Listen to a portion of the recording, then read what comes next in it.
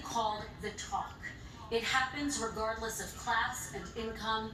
Parents who feel they have no choice but to prepare their children for the chance that they could be targeted, including by the police, for no reason other than the color of their skin. Mr. Vice President, in the next 2 minutes, I want you to speak directly to these families. Do you understand why these parents fear for their children? I do. You know, my daughter is a social worker, and she's written a lot about this. She has a graduate degree from the University of Pennsylvania in social work. And you know, one of the reasons why I ended up working on the east side of Wilmington, Delaware, which is 90% African American, was to learn more about what was going on. I never had to tell my daughter, if she's pulled over, make sure she puts, for a traffic stop, put both hands on top of the wheel and don't reach for the glove box because someone may shoot you. But a black parent, no matter how wealthy or how poor they are, has to teach their child, when you're walking down the street, don't have a hoodie on when you go across the street.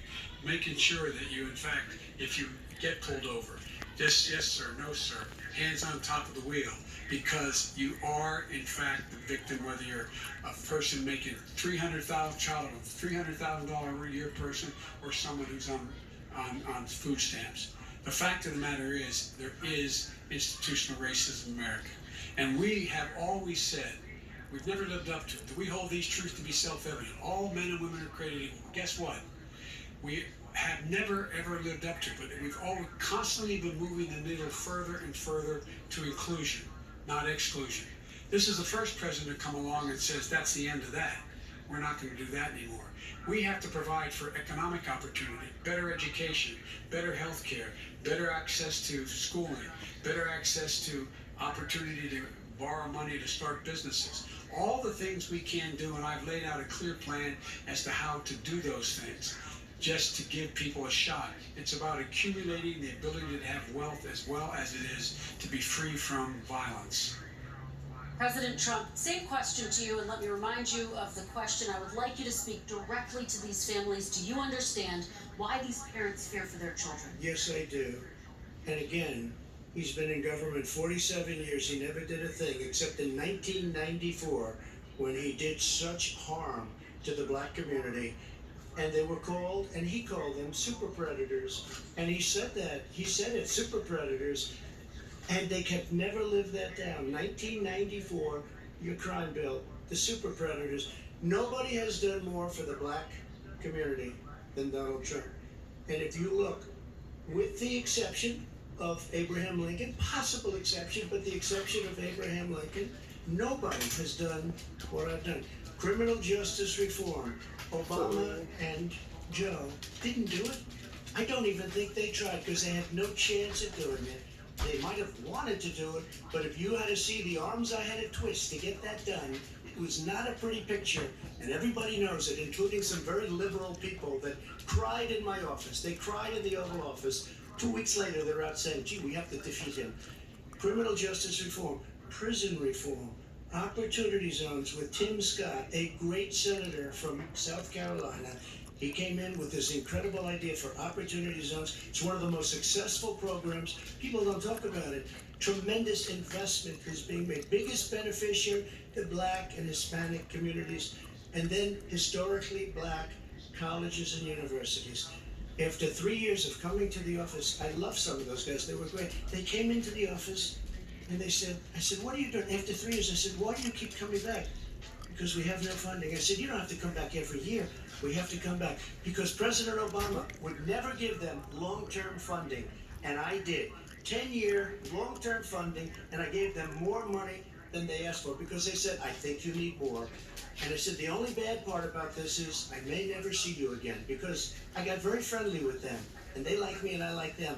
But I saved colleges and universities. Okay, and we're going to talk about both of your records, but your response to that, Vice President? My response to that is I never ever said what he accused me of saying. The fact of the matter is, in 2000, though, after the crime bill had been in the law for a while, this is the guy who said, the problem with the crime bill, there's not enough people in jail. There's not enough people in jail. And go on my website, get the quote, the date when he said it. not enough people. He talked about marauding gangs, young gangs, and the people who are going to maraud our cities. This is a guy who in the Central Park five innocent black kids, he continued to push for making sure that they got the death penalty. None of them were guilty of the crimes they were suggested. Look, and talk about granted, he did in fact let 20 people, he commuted 20 people's sentences. We commuted over 1,000 people's sentences. Over 1,000. The very law he's talking about is a law that in fact initiated by Barack Obama. And secondly, we're in a situation here where the federal prison system was reduced by 38,000 people under our administration. And one of the things we should be doing, there should be no minimum mandatories in the law. That's why I'm offering $20 billion to states to change their state laws to eliminate minimum mandatories and set up drug courts. No one should be going to jail because they have a drug problem. They should be going to rehabilitation, not to jail. We should fundamentally change the system, and that's what I'm going to do. Why didn't he do it 4 years ago? Why didn't you do that 4 years ago, even less than that? Why didn't you do it? You were vice president. You keep talking about all these things you're going to do, and you're going to do this. But you were there just a short time ago, and you guys did nothing. We did. You know, Joe, I ran because of you. I ran because of Barack Obama, because you did a poor job. If I thought you did a good job, I would have never run. I would have never run. I ran because of you. I'm looking at you now. You're a politician.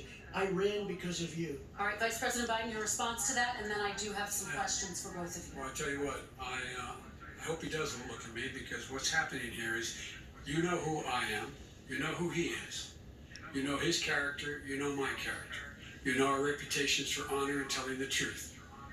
I am anxious to have this race. I am anxious to see this take place. The character of the country is on the ballot.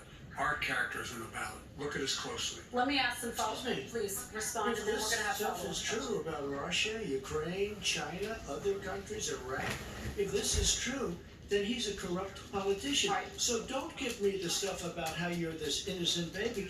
Joe, they're calling you a corrupt politician. Nobody. President Trump, I want to stay on the issue of race. We're talking about the issue. From hell. President Trump, we're Nobody. talking about race right now, and I do want to stay on the issue of race. President Trump, And I you've have to just... respond to that. Please, Because look, very quickly. there are 50 former national intelligence folks who said that what he's accusing me of is a Russian plan. They have said that has all the 5 former heads of the CIA, both parties, say what he's saying is a bunch of garbage. Nobody believes it except his and his good friend Rudy Giuliani. You mean the laptop is now another Russia hoax? That's exactly what. Is this where That's you're exactly what. This is where he's going. The laptop is Russia, Yeah. Gentlemen, Russia. I want to stay on the issue of race. You okay? have to be kidding. Here we Mr. go again President? with Russia. We're going to continue on the issue of race. Mr. President, you've described the Black Lives Matter movement as a symbol of hate. You've shared a video of a man chanting white power to millions of your supporters. You've said that black professional athletes exercising their First Amendment rights should be fired.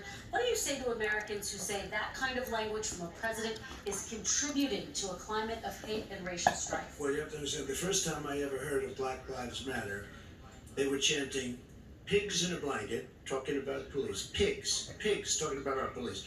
Pigs in a blanket, fry them like bacon. I said, that's a horrible thing. And they were marching down the street. And that was my first glimpse of Black Lives Matter. I thought it was a terrible thing. As far as my relationships with all people, I think I have great relationships with all people. I am the least racist person in this room. What do you say to Americans who are concerned by that rhetoric? I don't know. by that I don't know theory? what to say. I got criminal justice reform done and prison reform and opportunity zones. I took care of black colleges and universities. I don't know what to say. They can say anything. I mean, they can say anything. It makes me sad because I am the least racist person. I can't even see the audience because it's so dark. But I don't care who's in the audience. I'm the least racist person in this room. Okay, Vice President Biden, let me ask you very quickly, and then I have a follow-up question for you. Abraham Lincoln here is one of the most racist presidents we've had in modern history.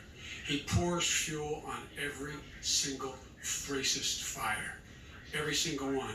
Started off his campaign coming down the escalator saying he's going to get rid of those Mexican rapists.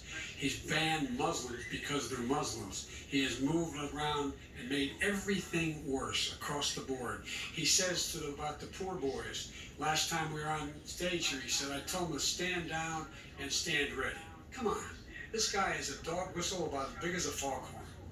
President Trump, I'm going to give you 10 seconds to respond, and then I have a follow-up. You made a reference to Abraham Lincoln. Where did that come in? I mean, You said where you're did Abraham that- Lincoln. No, where did that? No. You said- I said not since Abraham Lincoln has anybody done what I've done for the black community. And I'm I saying- didn't say I'm Abraham Lincoln. I said not since Abraham Lincoln has anybody done what I've done for the black community. Now, you have done nothing other than the crime bill, which put Oh, God. tens of thousands of black men, mostly, in jail. All right, let me And you know what? let me They ask remember Vice it, President because if Biden you look a at what's question. happening with the voting right now, Let me ask they Vice remember President that Biden we treated them about- very badly. They- Just they- take a look at what's happening out there. Vice President Biden, let me give you a chance to respond within this context. Crime bills that you supported in the 80s and 90s contributed to the incarceration of tens of thousands of young black men who had small amounts of drugs in their possession. They are sons, they are brothers, they're fathers, they're uncles, whose families are still to this day, some of them suffering the consequences. So speak to those families. Why should they vote for you? One of the things is that in the 80s, we passed 100%, all 100 senators voted for it, a bill on drugs and how to deal with drugs. It was a mistake. I've been trying to change the since then, particularly the portion on cocaine. That's why I've been arguing that, in fact, we should not send anyone to jail for a pure drug offense. They should be going into treatment across the board. That's what we should be spending money. That's why I set up drug courts, which were never funded by our Republican friends. They should not be going to jail for a drug or an alcohol problem. They should be going into treatment. That's what we've been trying to do. That's what I'm going to get done, because I think the American people have now seen that, in fact, it was a mistake to pass those laws relating to drugs. But they were not in the crime bill. But why didn't he get it done? See, it's all talk, no action with these politicians. Why didn't he get it done? That's what I'm going to do when I become president. You were vice president along with Obama as your president, your leader, for 8 years. Why didn't you get it done? You had 8 years to get it done. Now you're saying you're going to get it done because you're all talk and no action, Jim. We got a lot of it done. We released 38,000. We got 38,000 prisoners left from. You got nothing done. 38,000 prisoners were released from federal prison. There were over 1,000 people who were given clemency. In fact, we're the ones that put in the legislation saying we could look at pattern and practice of police departments and what they were doing, how they were conducting themselves. I could go on, but we began the process. We lost an election. That's why I'm running, to win back that election and change his terrible policy. I just asked one question. Why didn't you do it in the 8 years, a short time ago? Why didn't you do it? You just said, I'm going to do that, I'm going to do this. You put tens of thousands of mostly black young men in prison. Now you're saying you're going to undo that. Why didn't you get it done? You had 8 years with Obama. You know why, Joe? Because you're all talk and no action. All right, Vice President Biden, and then we're going to move on to the next section. We had a Republican Congress. That's the answer. Well, Okay. You got to talk them into it, Joe. All right. You got to talk them into it. We're going to move on to our next section. Like I which did with is criminal climate justice reform. I had to talk Democrats into it. Gentlemen, we're running out of time, so we got to get on to climate change, please. You both